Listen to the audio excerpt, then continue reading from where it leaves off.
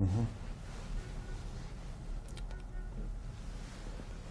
Roy Scheider is a name that, I don't know, I wonder, with being with Roy Scheider, what they think of when they first see you. A cop, I would guess, maybe, until all that jazz, perhaps. Probably. You think so? Yeah, yeah. You told me a great story about, after French Connection, going down to a police station here, and just tell that briefly. I think that... Oh, since French Connection was one of the first films I'd ever done, not that many people had seen me on the screen, and I had to go down to a courtroom one afternoon with the director, Billy Friedkin, to testify as a character witness for one of the cops that worked in the film. Real cop. A real cop. Yeah.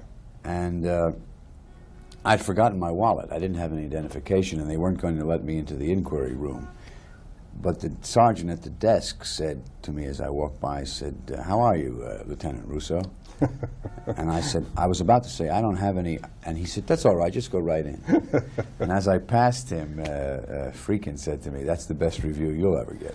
Well, you know, you do look like a cop. Now, why is that? Or do you agree, or does that bug you for me to say that? I don't agree, I don't disagree. Yeah. It's just that I think that's the way audiences saw me originally, and that's what they think of. I mean, I did a picture, French Connection, which was sort of a landmark detective and cop movie. And then I did another picture called Jaws, which is a wonderful, exciting adventure movie in which I played another cop. Yeah. So it's only natural that people think that way, but I certainly would like them to think that I could do other things. And Well, I think all that jazz proves that. You're a song and dance director, choreographer, roue, perhaps, a combination of all kinds of things, which was a great departure for you. I just want to ask one more about this typecasting thing. There must be some look that people have, and I wonder if Hollywood has created that look through 50 or 60 years of what a cop should look like, what a judge should look like, what an actor should look like. Because, you know, there is a typecasting that goes Yeah, on. there are certain qualities and certain personality things that are attached to lawyers, doctors, Yeah. thieves, Yeah. lovers, and so forth. And that's stereotype.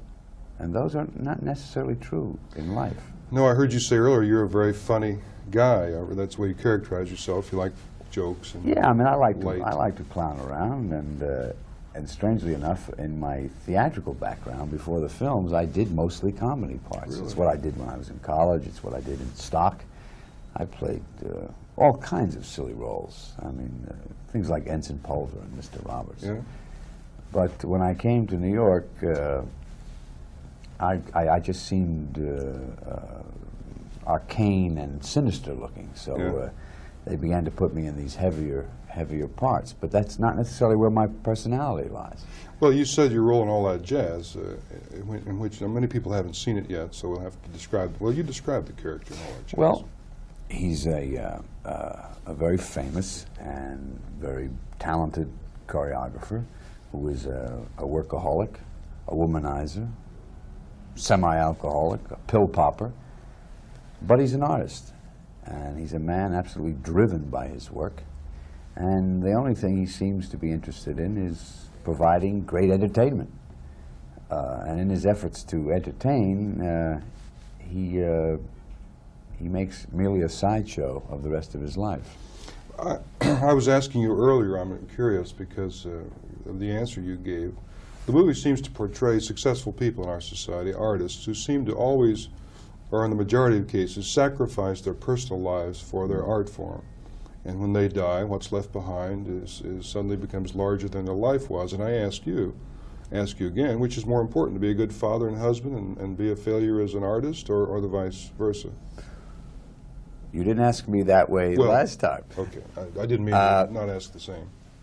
You know, which do I? In other words, which do I think is of more value? Yeah. I think it's more value to be the father, to be the husband, to live the life of a human being. I think it's not more important. It's just a little bit richer than the artist. Right. To do both is, of course, ideal. That's the best. And a lot of artists have done it, and that's the way I try to do it, and that's the way I believe people should try and do it. Did you always want to be an actor, Roy? Little boy? No. Where'd you grow up? I grew up in Irvington, New Jersey, and I went to high school there, and I went to college, and I began acting in college theater, and that's where I became interested in the Family stage. in show business? Father, No, mother? not at all. No one in my family Really? is in the business. What'd they No. say when you said, "Gee, Mom, I want to be an actor"? Well, I didn't really tell anybody until the night of the graduation from college. Really? And I think I put my father in a severe state of shock. Really? Yeah, because I was a history major and a pre-law student at that time. Yeah. Well, what decided you to make that change? Well, I had done 3 or 4 years of plays, 3 or 4 plays a year in the college theater, and not only did I like it, and not only did I feel a sense of fulfillment with it, but I found that it affected everything else in my life. In that, I thought by spending so much time in the theater, it would be a detriment to my studies, but I found that wasn't true. I found out I became a better student. I began for the first time in my life to make creditable grades. In other words, I was so happy, is the only word I can think of, doing what I was doing in the theater, that it began to affect me and everything else that I did, which is usually the case. I mean, I think most people find that when they're really doing something they like, it's amazing how they can find time to do almost everything else too. It all seems to work because where you're coming from is such a sense of fulfillment that everything else seems easier. It's much easier. But you know, okay, that's a very valid statement, and in your case, it's very productive to think that your life was improved once you decided to be an actor. But I still would bet that most people watching us right now, if their daughter or son came home and said, "I want to be an actor," they would be upset? very upset. Yeah. And try and talk them out of it, probably. Only because the odds of making a living and the odds of attaining not a success, but a realization of your dreams as an actor are very difficult. Yeah. But I don't think you can encourage or discourage anybody from doing that. I think the only thing you can do is support. Okay, once you made that decision, you graduated from college. Was it? I won't use the word easy, but how was it then? Was it fulfilling? Or were there times when you became discouraged and thought? Many of giving times it up? I was discouraged, but I had trained myself well enough that I was able to stay working most of the time.